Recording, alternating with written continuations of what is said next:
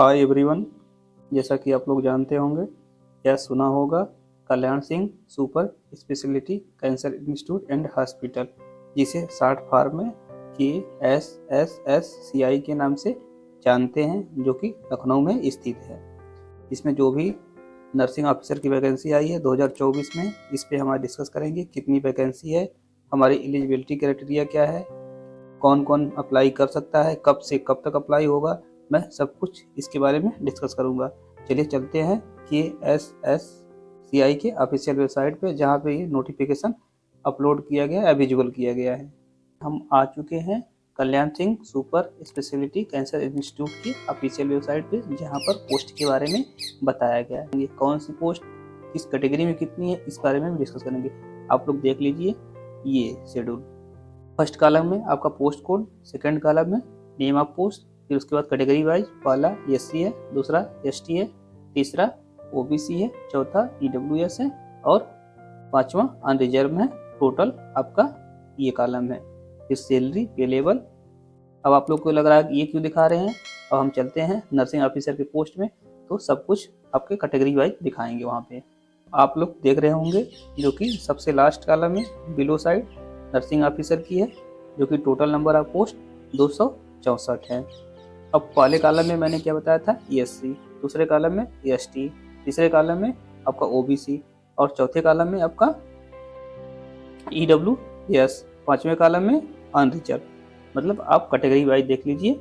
आपकी total number of vacancy 264 है, फिर अनरिजर्व में 106 है, फिर EWS में 26 है, फिर OBC में 71 है, फिर ST में 5 है, फिर SC में 56 है। आप लोग देख लीजिए नर्सिंग ऑफिसर की post, total number of post 264 है।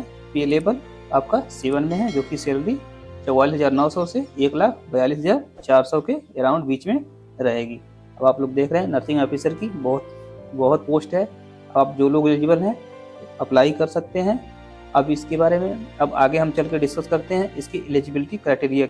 आप लोग देख रहे होंगे नर्सिंग ऑफिसर के लिए अप्लाई करने के लिए क्या क्या आपके पास मिनिमम एसेंशियल क्वालिफिकेशन चाहिए, इस पे डिस्कस करेंगे। आप लोग देख रहे होंगे nursing officer minimum essential qualification क्या है। और पॉइंट नंबर फर्स्ट में देखिएगा आप लोग, BSc nursing from Indian nursing counselling recognised institute या यूनिवर्सिटी।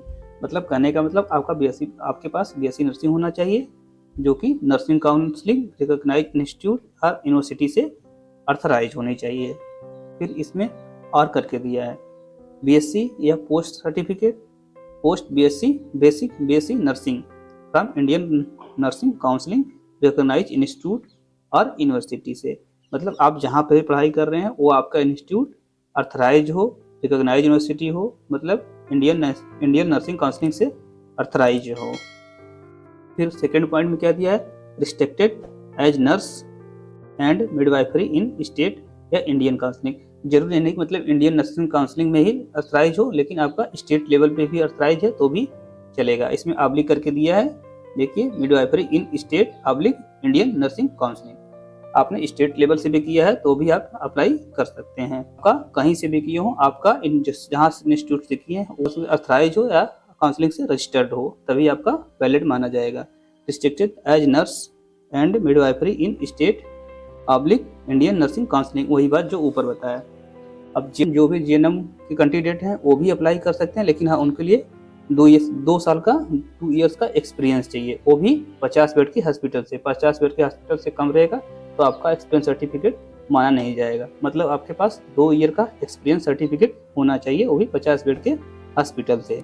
आपका जब जब से एजुकेशन पीरियड चल रहा है तब तक, उसके बाद से 2 ईयर का एक्सपीरियंस चाहिए। ये नहीं कि आपका मतलब रिजल्ट नहीं डिक्लेयर हुआ फिर वहाँ से आपने सर्टिफिकेट बनवा लिया तो वो वैलिड नहीं रहेगा। मतलब इसके बारे में ये बोला गया। आप लोग देख रहे होंगे कि नर्सिंग ऑफिसर की कितनी पोस्ट थी, मैंने इसके बारे में डिस्कस किया।